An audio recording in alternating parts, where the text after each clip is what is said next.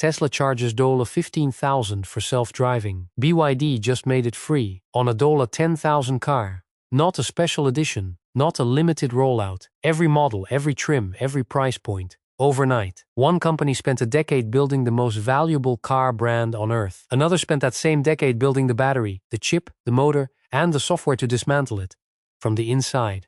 And in January 2025, they made their move. Most people hear BYD and immediately think car company. That framing is wrong and it matters. BYD was founded in 1995, not inside a car factory but inside a small battery plant in Shenzhen. The founder, Wang Chunfu, was a chemist, not an entrepreneur in the Silicon Valley mold. He started with roughly $300,000 and one very focused mission: manufacture rechargeable batteries at a lower cost than anyone else on the planet. He reverse-engineered Japanese battery technology, broke down every component, and figured out how to rebuild each one cheaper without sacrificing performance. It was not glamorous work. There were no TED Talks about it. But that discipline of taking something apart, understanding it completely, and building it better became BYD's defining characteristic. By 2000, BYD was the world's largest manufacturer of nickel-cadmium batteries. 2 years later, they were the #1 lithium-ion battery supplier on Earth, not top 5. #1. In under a decade, a factory in Shenzhen had quietly become the beating heart of the global rechargeable battery industry. They did not enter the car business until 2003, when they acquired a struggling Chinese automaker with little fanfare. No press conference, no announcement. They just started learning how cars are built from the inside, while continuing to control the technology that would eventually power every electric vehicle on the road. In 2008, Warren Buffett's Berkshire Hathaway invested $232 million into BYD. Most analysts thought it was a strange bet, a Chinese battery company trying to make cars. By 2021, that stake was worth over $8 billion. Buffett did not get lucky. He identified something structural, a company that does not just assemble cars, but builds almost everything that goes inside them. That single insight unlocks everything that comes after. Here is the vulnerability that has defined Western automakers for decades, and it became impossible to ignore during the pandemic. When Ford needs a semiconductor chip for a new F-150, they place an order with a facility in Taiwan and wait, sometimes 6 months, sometimes longer. During the global supply chain disruptions of 2021 and 2022, that wait turned into a crisis. Ford and General Motors shut down assembly lines. Thousands of workers were sent home. Billions of dollars evaporated, not because steel was unavailable, not because factories were damaged, but because a component smaller than a fingernail, made by someone else in another country, did not arrive on time. When BYD faced chip shortages during that same period, they contacted their own semiconductor division. The problem was resolved internally, in hours. That difference is not a minor operational detail. It is a structural advantage that took over a decade to build. BYD manufactures its own batteries, electric motors, chips, body steel, glass, and even the foam padding inside the seats. From raw material to finished vehicle, the vast majority of what goes into a BYD car comes from within BYD's own operation. That is called vertical integration. And at the depth BYD has developed it, it is extraordinarily rare in the global auto industry. The cost arithmetic is significant.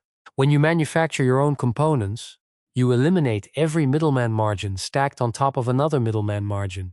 You stop being held hostage by a single supplier across the world. You control your own timeline, your own quality levels, and ultimately your own pricing. When you are engineering a $10,000 car, every dollar removed from the production cost is a dollar that makes that price point structurally viable, not a marketing loss. Most American automakers are still at the beginning of this journey. Some are drafting plans for battery factories that will not produce at scale until late this decade. Building genuine vertical integration requires at minimum a decade of committed investment. Once a competitor has it, catching up takes another decade just to start.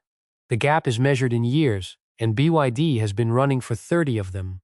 The single most important weapon BYD built is not its factory network or its chip division.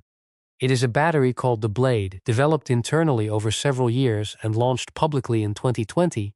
The Blade battery broke from the architecture that every other manufacturer had been building on. Standard electric vehicle battery packs work by stacking small cells into modules, then stacking those modules into a larger pack. It is a system inside a system inside a system. multiple layers, multiple points of failure, and significant wasted space between every level of packaging. BYD eliminated the middle layer entirely. Blade cells slide directly into the battery pack side by side, without modules, like blades arranged in a drawer. That single structural change made the pack 50% more space efficient, reduced the number of individual components that could fail, and simplified the manufacturing process significantly. Then came the nail penetration test. A fully charged battery pack is stabbed with a steel nail driven straight through it. The test simulates a serious puncture impact, the kind of structural damage that could occur in a high-speed collision. Most conventional battery packs subjected to this test will swell, smoke, or ignite. Thermal runaway, once it starts, spreads rapidly. Some of Tesla's earlier battery formats did not pass this test cleanly. BYD's Blade battery did. Temperature barely registered any increase. No fire, no smoke, no structural failure. The pack absorbed the impact and remained stable. BYD made certain the entire industry knew about those results. The Blade battery now ships in every BYD vehicle, from their $10,000 entry model through their premium and performance lines. One core technology, refined over years, distributed at extraordinary scale. BYD has never licensed it to outside manufacturers, which means every competitor is still working to reverse engineer something BYD quietly solved in 2018, 2 years before the public announcement. Then, in January 2025, BYD made an announcement that landed on the automotive industry like cold water. They launched 2 new flagship models, the Han L and the Tang L, and simultaneously declared that God's Eye, their advanced driver assistance platform, would become standard equipment across their entire lineup. Every car, every price point. No upgrade package, no premium tier, no additional charge. Free. God's Eye is not a basic lane departure warning. It manages full-speed adaptive cruise control, lane centering, automated parking, and hands-free highway assistance. These are features that Tesla charges several $1,000s to unlock via a software subscription. BMW and Mercedes bundle equivalent systems into packages that add $5,000 to $15,000 to the final purchase price. BYD included them in a $10,000 car and called them standard equipment. Elon Musk responded publicly, posting on X that the announcement was impressive. When the founder of the company that essentially created the modern consumer electric vehicle compliments a direct competitor's product launch, the rest of the industry pays attention. The numbers from 2024 make the scale of this concrete. BYD sold 1.76 million fully electric vehicles and 3.4 million total vehicles including plug-in hybrids. Revenue reached $107 billion. Net profit came in at $5.6 billion, up 41% year over year. These are not the numbers of a startup trying to reach profitability. These are the numbers of a mature industrial powerhouse still in full acceleration mode. Now look at the other side of that comparison. Ford's EV division lost $5 billion in 2020. General Motors burned through approximately $2.5 billion on electric vehicle operations, factoring in retooling costs. These are not careless companies. They are 2 of the most experienced automakers in history. But their EV divisions are losing money while BYD's entire operation is generating it. Those 2 financial trajectories are moving in opposite directions, and the distance between them is widening every quarter.